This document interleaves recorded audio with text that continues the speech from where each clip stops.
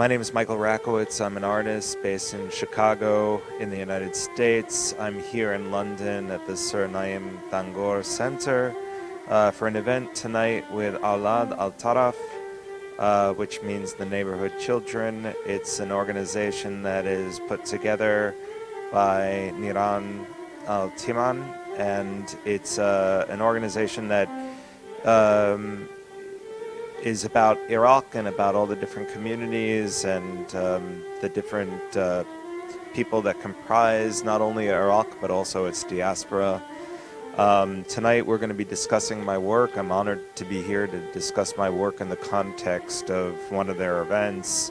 We're going to be discussing my project on the Fourth Plinth, which is a reconstruction of a Lamassu, which is a winged deity from ancient Iraq.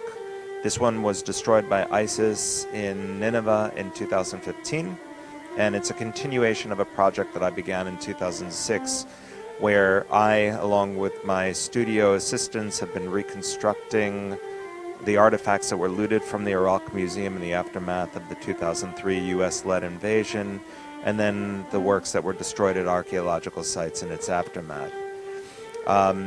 And we'll be discussing, I think, Iraq's culture at large today as well, the moments not only of the ancient, but also where modernity enters the picture. And I'm very enthusiastic tonight to be speaking to an audience of Iraqis from all different backgrounds, also a local London audience, and also about the context of what Iraq means in London, and what it means to be Iraqi in London and elsewhere. And in terms of how this might affect my work in the future, all of these engagements and moments when we're together and thinking together about things like this has a kind of intangible and almost infinite set of possibilities in what it might open up. In terms of future work, I'm just very grateful to be connecting with Niran and Dr. Naji and Paul, and to also hear the music of Teher Barakat.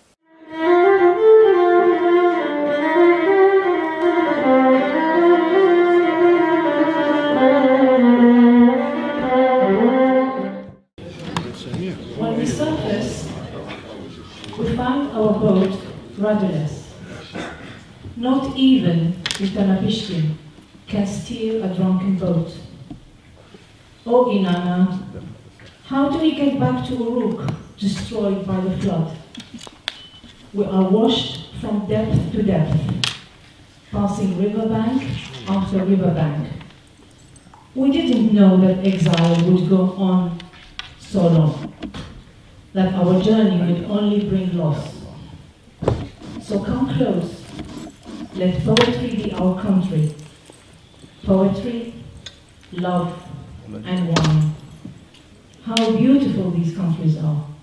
This is a small segment from a poem by the Iraqi poet Adnan Asayir, who is present with us today. The poem called Second Song for Inanna Ishtar, and it was translated by Jenny Lewis and Ruba Abu Ghaidan. Welcome to you all to our forum and our first event in English. To those of you who haven't heard about us and have never attended our event, let me give you a short description about the Aulad Al-Taraf Forum, which is a very Iraqi expression, and the nearest translation is the neighborhood crowd or the neighborhood kids. My colleague Priya Kashi and I established our forum in 2010 on a voluntary basis to create a space for meeting for the Iraqis and bring them together through cultural and musical events, as well as displaying the books about Iraq and mainly about, by Iraqi writers. The books are mainly in Arabic, but some are in English. You can get the list from our Facebook page. We are privileged to have been continuously receiving support from the Exarch Foundation, David Dangour, and Humanitarian Dialogue Forum in London. Tonight, we have been sponsored by David Dangour, who unfortunately was not able to join us due to prior engagement. Awlad Taraf Forum Limited is a private company limited by guarantee without share capital. And to those of you who don't have any accountancy background, this means that the directors, Ria and I, do not make profit or take salary, and the money generated is solely spent on the forum and its activities. We aim to make our events free, and we are hoping to continue to do so. Therefore, I will be grateful for your support through donations tonight, or through our Facebook page, or through our emails. If you email us, we'll give you our account, and we are thanking you in advance.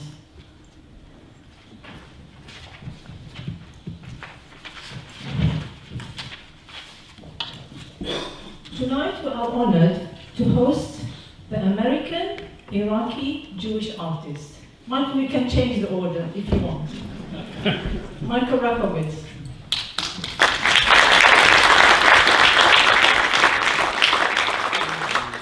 And we will be exploring different perspectives about his art and his background. Dr. Paul Collins will talk about Michael's archaeological artifacts and their significance, and how his art reconnects people to archaeology and museology. Dr. Ahmed Naji will converse with Michael about art on Iraq, conflict, and heritage. And I will talk to Michael about his Iraqi Jewish roots, family background, and his other projects. And we are grateful to our friend, the Iraqi musician Tahir Barakat, who will inspire us with his violin.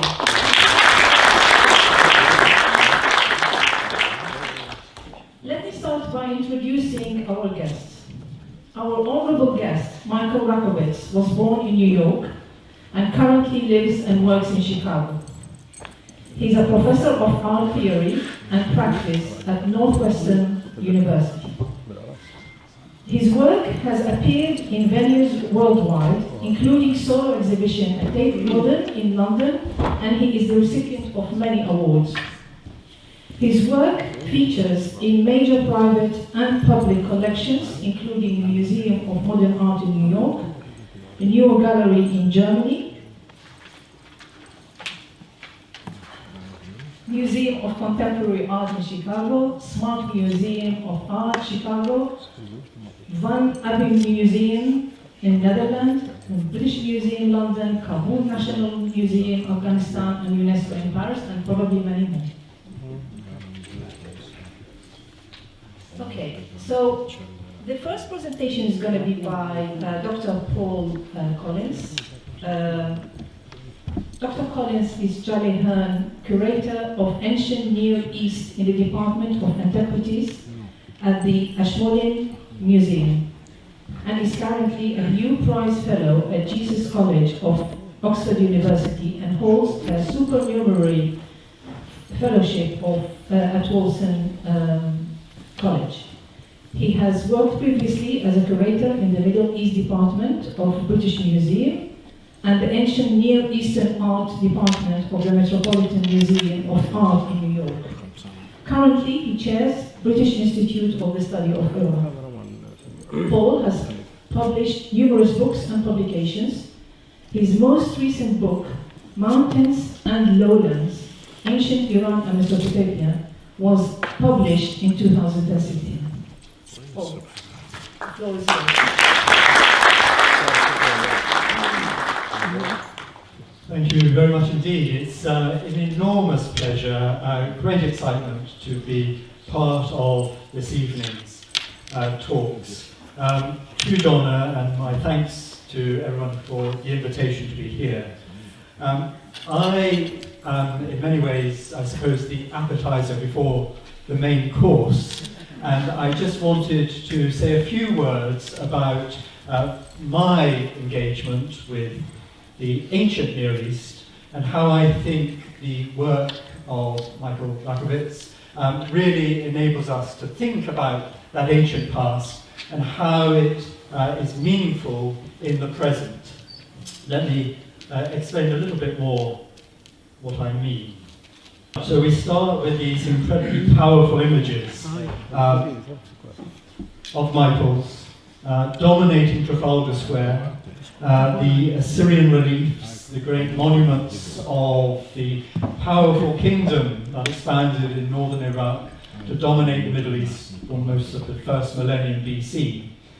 And they immediately make me think of the time I spent looking at the ancient objects in museums around the world. They of course remind us very much of terrible loss, destruction, dispersal, but also of course of the importance of this heritage in people's lives today. And I think it's that latter point that is so key. And that's really what I think museums need to be focusing on. We are used to thinking about heritage as belonging to people. And of course, heritage has been claimed by many people over the years, Iraq's heritage.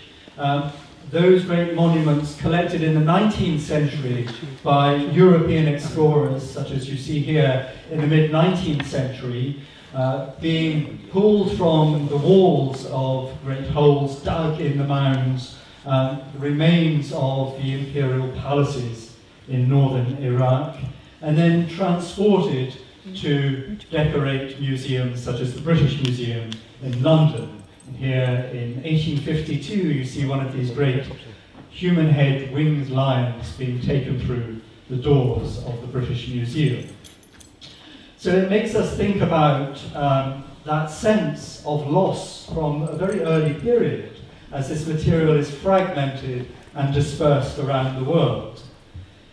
We can think about the ancient Assyrians, but of course we can also think about the ancient Sumerians and their rediscovery and creation in the late 19th century, again captured here in monuments by Michael, but mirroring of course the ancient objects, many of which were recovered in the 1930s, here in excavations by the Americans, many of these objects heading to Michael's current home in Chicago.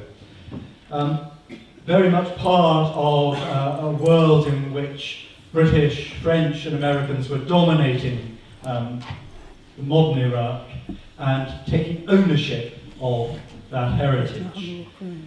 And so that heritage dispersed around the world in museums, but the heritage that was left in Iraq, of course, became absolutely central and integrated into people's sense of their own identity.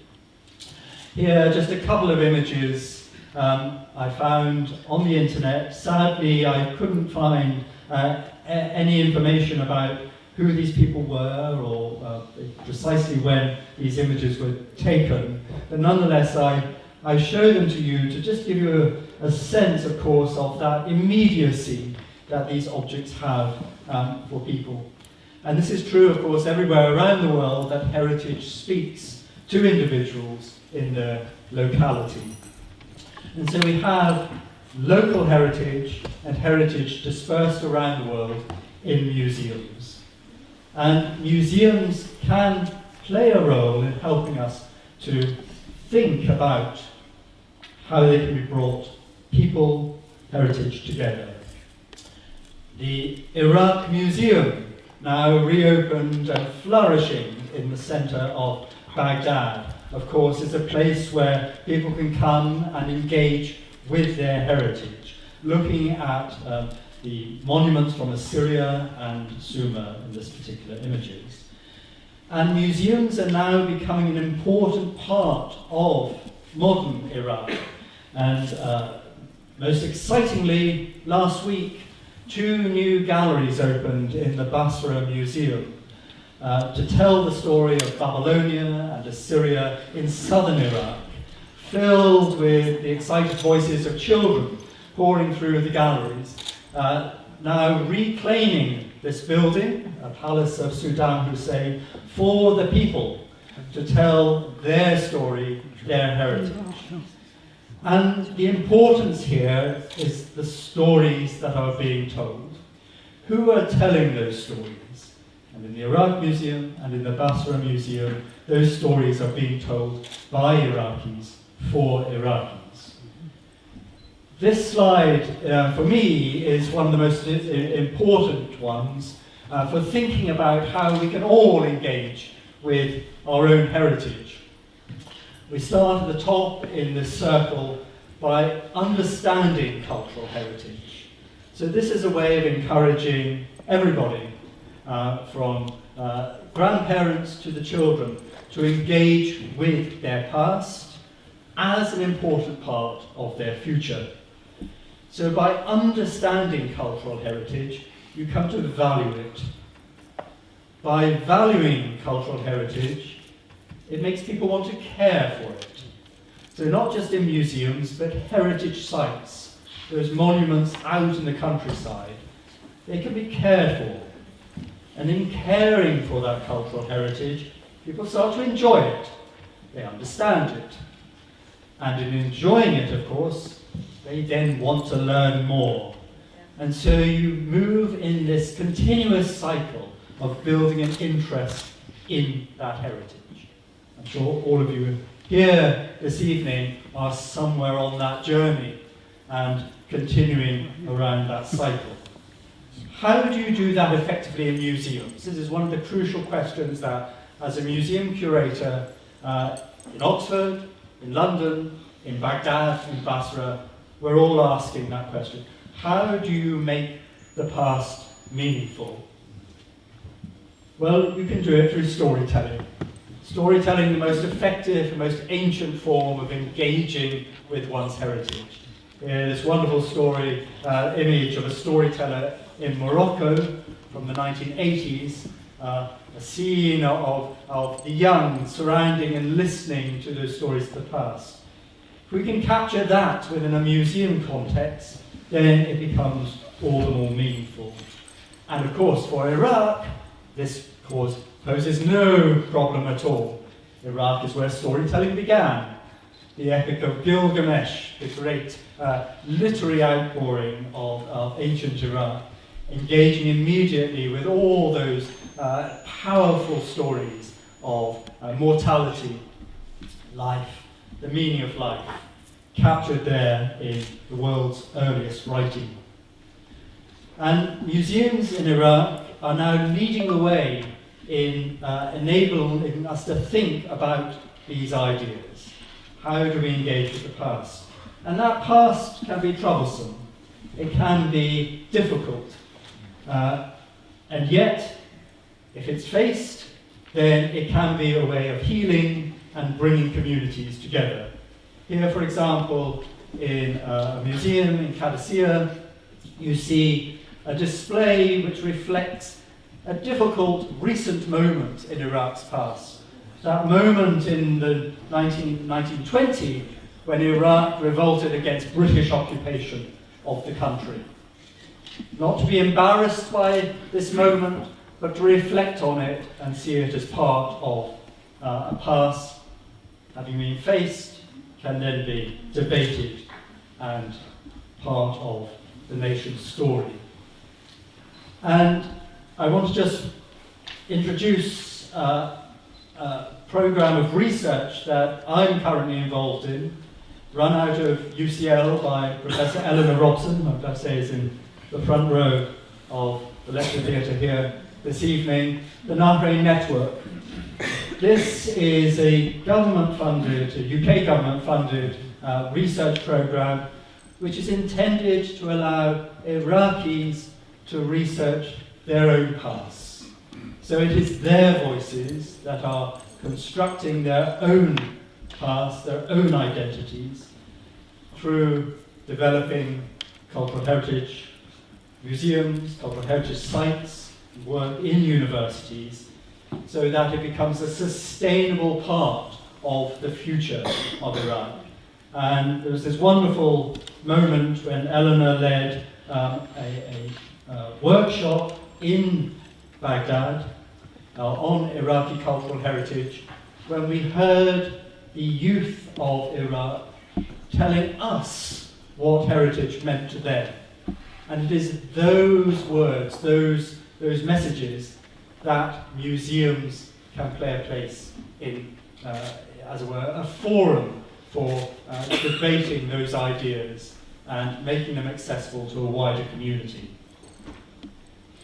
In that way, museums can become places where communities can come together. It can come together through the lived experiences that we all share. So regardless of the fact that monuments were created thousands of years ago, or objects created on museum shelves seem to have no relationship to the now, in fact, of course, they do through a long, deeply rooted connection. And those connections are far greater than any differences we see or imagine. So, to me, the wonderful developments that are happening in Iraq at the moment, in places like the Basra Museum, where local stories are being told for local people, mean that for me, there's great excitement for the future of Iraq and its heritage. Thank you very much.